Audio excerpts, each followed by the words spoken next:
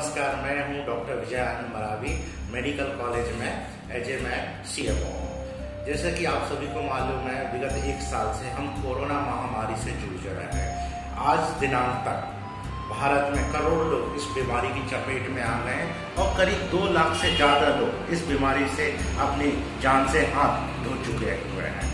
अगर इस बीमारी को रोकने के लिए अगर मैं बात करूं तो दो मेरे सुझाव हैं। सबसे पहले है प्रिवेंशन और एक है ट्रीटमेंट। तो मैं पहले बताता हूँ ट्रीटमेंट पे अपने आप फोकस करता हूँ। जैसे कोई भी व्यक्ति है जो कोरोना बीमारी से संक्रमित हो गया है तो उसके लक्षण क्या है? तो उसके लक्षण है गले में खराश होना, बदन में दर्द देना, सिर दर्द देना और बहुत तेज बुखार आना।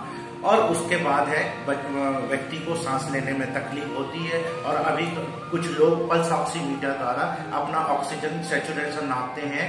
तो जब एडवांस लेवल में होता है तो ऑक्सीजन की जो शरीर में जो घुलने की SpO2 कहते हैं, वो उसका स्तर बहुत निचले स्तर पे चला जाता है। उस स्थिति में मरीज को बचाना बहुत कठिन हो जाता है। तो मेरा ये सुझाव है कि कुछ लोग, मैं जो प्राय देख रहा हूँ, जब उनको तेज बुखार आता है, हाथ पैर में दर्द होता है और सिर में भारी दर्द होता है, गले में खराश होता है, तो वो उनके मन में कोरोना के प्रति एक अलग प्रकार का व्यवहार करते हैं और वो अपने आप को ये समझते हैं कि नहीं, उन्हें तो कोरोना नहीं है, कुछ और बीमारी है। जिसके पश्चात ये हो जाता है, ये बीमारी अपनी एडवांस लेवल में पहुंच जाती है, तब उस व्यक्ति को बचाना बड़ा चुनौतीपूर्ण हो जाता है। तो मैं अपने सारे देशवासियों से विनम्र अपील करता हूं कि अगर तेज बुखार आ रहा है, गले में खराश हो रही है और बदन दर्द दुख रहा है, सांस लेने में तकलीफ हो रही है, तो इसको आप नजरअंदाज न करें। तुरंत से तुरंत अपने संबंधित डॉक्टर, सरकारी डॉक्टर या प्राइवेट डॉक्टर, उनसे सलाह लें और कोरोना टेस्ट जांच कराएं।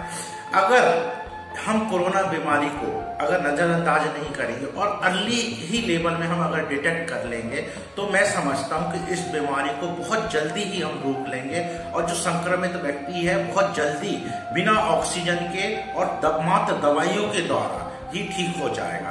तो एक तो है ट्रीटमेंट पार्ट है कि हम अगर कोई व्यक्ति संक्रमित हो गया है तो अगर वो लेट ना करे कि अर्ली समय में बहुत जल्दी अगर ट्रीटमेंट लेने लगेगा तो वह पूर्ण स्वस्थ हो जाएगा। अब दूसरा है प्रिवेंशन। तो ये हमारे लिए सबसे बड़ी बात है। हमारी डॉक्टरी भाषा में एक बात होती थी, prevention is better than cure या ट्रीटमेंट। अगर किसी व्यक्ति को बीमारी होने से पहले ही हमने बीमार का इलाज करने से ज्यादा बेहतर है कि उसको बीमारी होने से पहले ही उसको सुरक्षित कर लेना। तो प्रिवेंशन के लिए तो आप सभी लोगों को मालूम है कि प्रिवेंशन के लिए तो 2 गज की दूरी या फिजिकल डिस्टेंस होना चाहिए।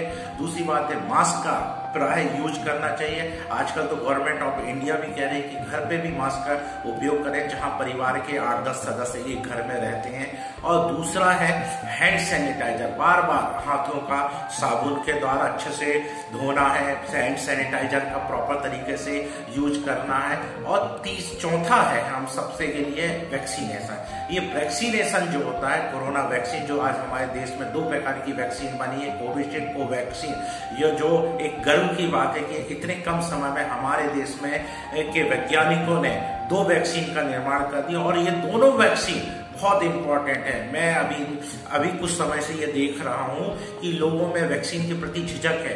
मैं आपसे हाथ जोड़कर निवेदन करता हूं, मेरे देश के वासियों, वैक्सीन के प्रति कोई झिझक नहीं है। जिस प्रकार से अभी सोशल मीडिया में भी मेरे द्वारा देखा जा रहा है या गांव के लोगों से बात करते हैं तो वो कहते हैं कि महिलाओं में बांझपन भी ये वैक्सीन पैदा करता है, पुरुषों में नपुंसकता पैदा करती, पुरुषों में कमजोरी पैदा करती। कुछ लोग ये कहते हैं कोरोना वैक्सीन से बीमारी का एक प्रकार से इंजेक्शन लगता है।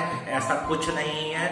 जो व्यक्ति 2 कोरोना वैक्सीन ले लेता है तो अब वो पूर्ण रूप से इस बीमारी से बचा रहता है। अभी कभी कोई 1% व्यक्ति अगर इस वैक्सीन के बावजूद भी अगर संक्रमित होता है तो उन्हें मामूली सा प्रकार के कोरोना के लक्षण होते हैं। उनका लंग डैमेज नहीं होता, उन्हें किसी प्रकार की ऑक्सीजन की आवश्यकता नहीं होती, उन्हें मामूली सी ट्रीटमेंट को उन व्यक्तियों को जल्दी से रिकवर किया जाता है। मैं अपने देशवासियों से हाथ जोड़कर विनम्र निवेदन करता हूँ कि बड़ी संख्या में ये वैक्सीन लगवाएं और किसी भी प्रकार के भ्रम से दूर हो जाए। जिस दिन वैक्सीन लगता है कुछ लोगों को जहां इंजेक्शन लगता है वहां पर दर्द रहता है या टेंडरनेस रहती है, दबाने पे दर्द होता है, बुखार आता है, थोड़ा सा बदन दुखता है। इस स्थिति में वैक्सीन खाना पीना भरपूर ले, पानी भरपूर ले और एक पैरासीटामोल की टैबलेट होती है वो सुबह शाम खाए तो उसका बुखार और दर्द पूरी तरह से कंप्लीट ठीक हो जाएगा।